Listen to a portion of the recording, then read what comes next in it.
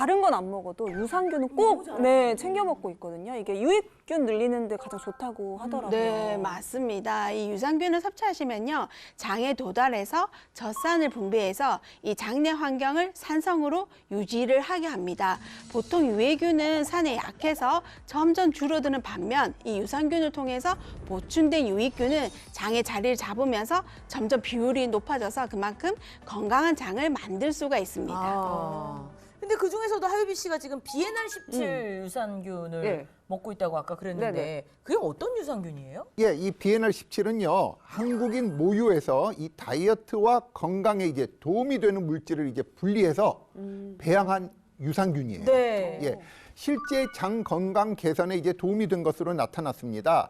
특히 이제 과민성 대장 증후군 이 병을 앓는 사람들에게 이제 비엔알 17을 섭취시켰더니 네. 장 건강이 이제 개선되면서 이제 복통이나 이제 복부 불쾌감 그리고 이제 배변 문제 이런 문제들이 이제 완화되고요.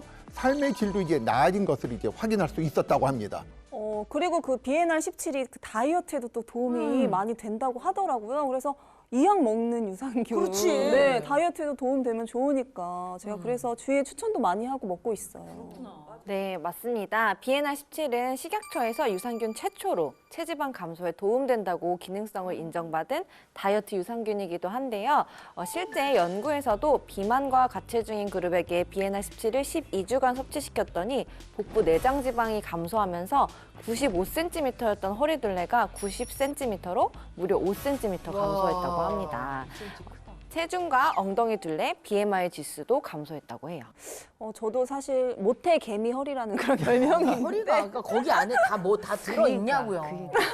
비엔알 17 먹으면서 좀 더 관리가 좀 쉽게 되는 것 같아요. 아니 보통 유산균 하면 장 건강인데 그렇죠. 체지방 감소까지 도움을 주는 이유는 또 뭔가요? 네, 이 비엔알 17이 체내 지방을 연소시키는 유전자의 발현을 증가시키기 때문인데요.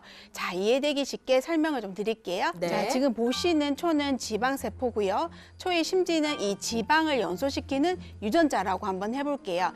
네. 자, 보면 심지가 하나일 때는 어때요? 초가 아주 천천히 예, 지방이 천천히 녹는다고 생각하시면 되는데요. 초 심지가 점점 늘어나게 되면 어떤지 한번 보세요. 자, 어때요? 아니 지방이 활활활 타는데요. 저 정말 화르륵이다. 맞아요. 와, 쭉쭉 내려가요. 네. 없어진다. 정말 맞아요. 이렇게 심지가 많을수록 초가 빠르게 녹아서 없어지는 것처럼 이 비엔알 17은 지방을 태우는 유전자를 늘려서 지방을 빠르게 연소를 시킵니다. 실제 연구에서도 이 실험지에게 비엔알 17을 섭취시켰더니 백색 지방세포 크기가 35%나 감소했다고 합니다.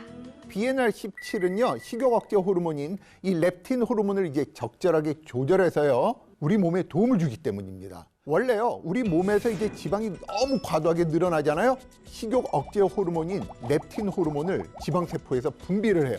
네네. 렙틴 호르몬이 뇌에 도달해서 이제 그만 좀 먹어라 라고 이제 신호를 줍니다. 그런데 이제 문제가 뭐냐?